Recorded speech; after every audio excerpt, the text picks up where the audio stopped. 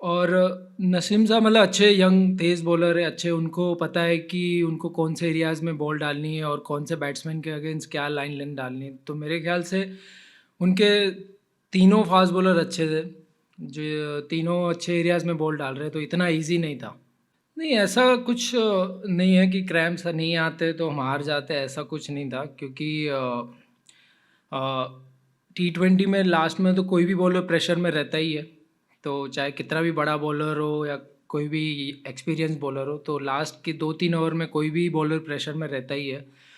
तो मेरे ख्याल से बस वही इंटेंट था कि जितने भी रन आए वो 18-19 तक ज़्यादा रन कोशिश करेंगे, ताकि अगर लास्ट ओवर में जितने कम रन बच जाए उतना अच्छा है। और लकीली हमने जो ट्राई किया वही डिलीवर हुआ।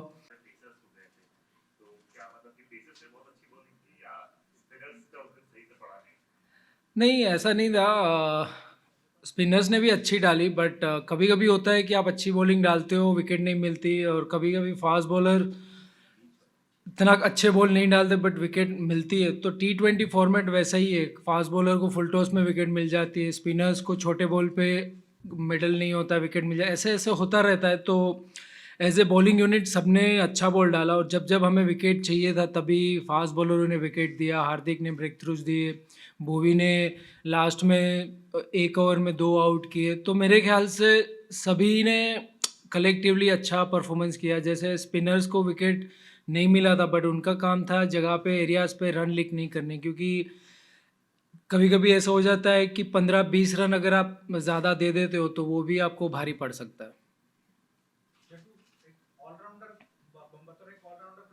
प्रेशर बढ़ जाता है ऐसे टूर्नामेंट में और आगे जब वर्ल्ड कप है, क्योंकि बॉलिंग से भी करना है और जब ऐसे क्रूशियल मोमेंट आते हैं तो बैटिंग से भी करना है, तो बतौर एक ऑलराउंडर आप हार्दिक एक प्रेशर थोड़ा बढ़ जाता है इंडिविजुअल। प्रेशर तो हमेशा रहता ही है, आप इंडिया के लिए खेलो तो प्रेशर तो रहना ही है, जब तक आप खेलोगे तब तक। बट हाँ, एक रिस्पॉन्सिबिलिटी लेके खेलना होता है बैटिंग बॉलिंग, क्योंकि कभी कभी बैटिंग ऐसी सिचुएशन में आती है जहाँ टीम फंसी होती है, वहाँ से आपको मैच जिताना होता है। कभी बॉलिंग भी वैसी सिचुएशन में आती है, तो मेरे ख्याल से वो भी एक अच्छा लगता है कि अंडर प्रेशर आप ज़्यादा परफॉर्मेंस अच्छा करते हो, और आपको एक सेटिस्फेक्शन मिलता है कि एज ए प्लेयर आप कॉन्फिडेंट मिलता है कि आपने अंडर प्रेशर में परफॉर्म किया है, तो आगे आने वाले मैचों में आप और ज़्यादा अच्छा करते हो। जडू भाई, ये जानना चाह रहा था आपसे, अगर ऋषभ पंत बैटिंग ऑर्डर में नहीं होते हैं तो क्या आपको इसी तरीके से प्रमोशन मिलेगा बैटिंग ऑर्डर में, या उस दिन क्योंकि नवाज अच्छी गेंदबाजी कर रहा था राइट हैंडर्स के अगेंस्ट, उसका अच्छा रिकॉर्ड भी रहा है इंडियन, तो आप इस पर क्या कहेंगे? हाँ, बिल्कुल, क्योंकि कभी-कभी ऐसा होता है कि left arm spinner, leg spinner bowling डालते हैं, तो लेफ्टी को भेजना ज़्यादा ईज़ी हो जाता है और वो चांस ले सकता है। तो टॉप 7 में मैं ही था लास्ट गेम में, तो मुझे कहीं न कहीं पता था कि ऐसी सिचुएशन आएगी, क्योंकि उनकी प्लेइंग 11 देख के पता चला कि उनका लेफ्ट आर्म स्पिनर और लेग स्पिनर है, तो मुझे कभी न कभी जाना होगा। तो मैं उस हिसाब से मेंटली अपने आप को प्रिपेयर कर रहा था, और लकीली वही टाइम पे मैं गया, और टीम के लिए मैंने जो भी रन्स किए वो बहुत ही क्रूशियल थे। आगे के मैचेस में भी क्या ही कैरी फॉरवर्ड हो? वो तो नहीं बता सकते, क्योंकि हर एक टीम के अपोनेंट्स में अलग बॉलर्स होते हैं, अलग बॉलिंग उनका होता है, तो उस हिसाब से प्लान करते हैं।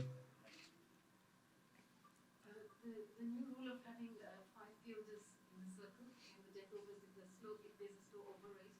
What did you think about it? Did it make any difference? Yeah, I think we need to move between the overs quickly, because otherwise we have to bowl with five fielders inside. So it sometime it might cost the game.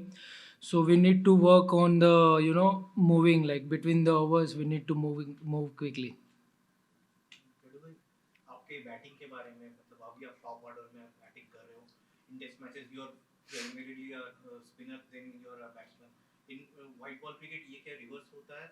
और how do you go in when you know that top 3 थोड़ा सा rusty है, वो लोग ज्यादा नहीं खेले हुए, विराट के भी रन नहीं आ रहे, तो आपके ऊपर how do you see as a top order batsman?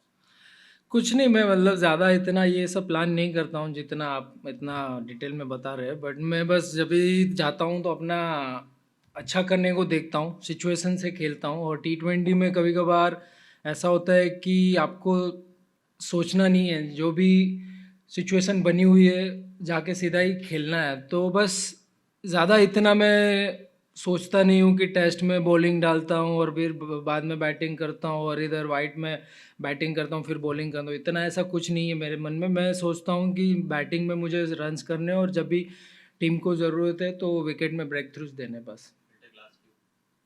Jaddu भाई, एक तो आप अपनी सफलता का राज बताइए। आईपीएल खत्म होता है, अलग अलग खबरें आती हैं कि जड्डू वर्ल्ड कप भी नहीं खेलेंगे, 1 साल के लिए इंजर्ड हो गए हैं। उसके बाद आप आते हैं इंडिया पाकिस्तान का इतना बड़ा मैच, इंडिया को जीत दिला के चले जाते हैं, तो ये सब प्रेशर को कैसे हैंडल करते हैं? जो खबरें आती रहती हैं, क्या डिस्ट्रैक्ट होते हैं थोड़ा बहुत या नहीं? आपने तो बहुत छोटी बात की कि मैं नहीं हूँ वर्ल्ड कप, बीच में तो खबर आई थी मैं मर गया हूँ ये कब तो वही तो इससे बड़ी खबर तो हो ही नहीं सकती, तो मैं इतना ज़्यादा नहीं सोचता हूँ। मैं वही जैसे मैंने बताया कि मैं अपना सीधा हिसाब है, ग्राउंड पे जाना है और खेलना है और अच्छा परफॉर्मेंस करना है बस। सफलता का राज आप क्या मानते हैं? सफलता का बस यही कि नेट्स में प्रैक्टिस करते हैं, कोई भी जो चीज़ होती है उस पर इम्प्रूवमेंट करने की कोशिश करते हैं और वही मैच में कामयाबी दिलाती है। तो वही है बस, day in day out same वही प्रैक्टिस करते हैं, bowling batting fielding.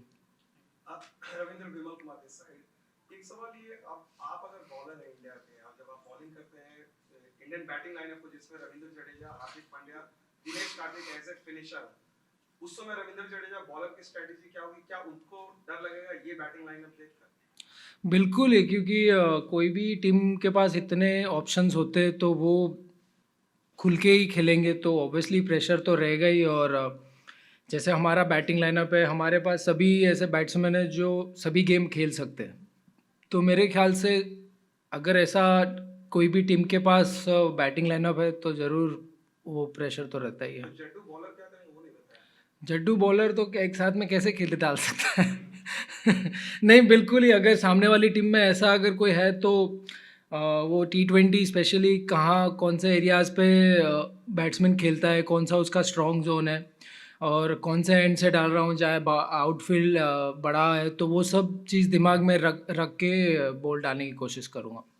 Jittu, how do you look at tomorrow's game against Hong Kong, and how can they challenge you, or will you be challenging yourselves against them? Definitely, we gonna play with the positive mindset. We're not gonna take it lightly because in T20 on a given day anything can happen. So we'll definitely look to play positive and give our best. Last 3 जैसा ये बताइएगा कि आखिरी overs में लग रहा था कि इंडिया बड़ा टफ मैच रहा इंडिया पाकिस्तान का, तो लग रहा था कि इंडिया मैच हार भी सकता है। तो नसीम शाह अगर क्रैम्प्स ना आते तो आप समझते हैं कि इंडिया मैच हार सकता था। और दूसरा नसीम शाह की बॉलिंग के बारे में बताइए वो कैसी रही? Mindset would be like we look to play positive. As a team we try and give our best in each game, and we look to focus on each game. Game by game. We're not thinking too much far ahead about the World Cup. Still we are here, so we are look to play tomorrow against Hong Kong, and after that we don't know which team we're going to play against.